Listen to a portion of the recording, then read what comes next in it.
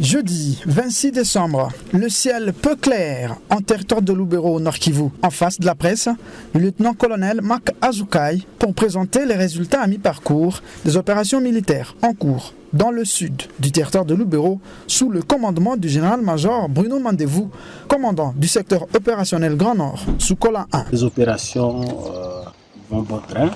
Nous sommes en train d'affronter l'armée rwandaise à travers son unité spéciale.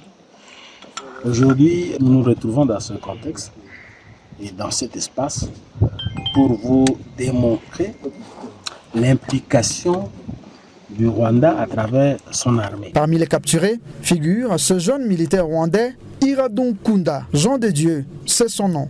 Soldat de première classe et membre du 110e bataillon de la force spéciale de RDF, l'armée rwandaise. Il fait partie des militaires rwandais qui ont été déployés en République démocratique du Congo depuis près de 2 ans maintenant, affirme-t-il.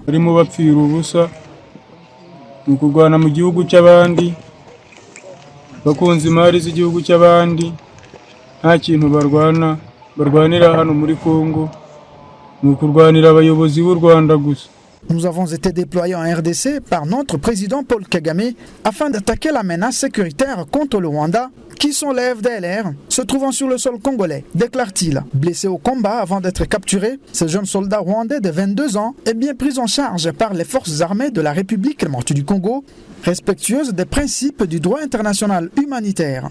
Il dit craindre pour sa vie s'il est rapatrié dans son pays, le Rwanda, et demande aux autres militaires rwandais de refuser d'être déployés en RDC pour se faire tuer, juste pour des intérêts expansionnistes et surtout économiques des dirigeants rwandais.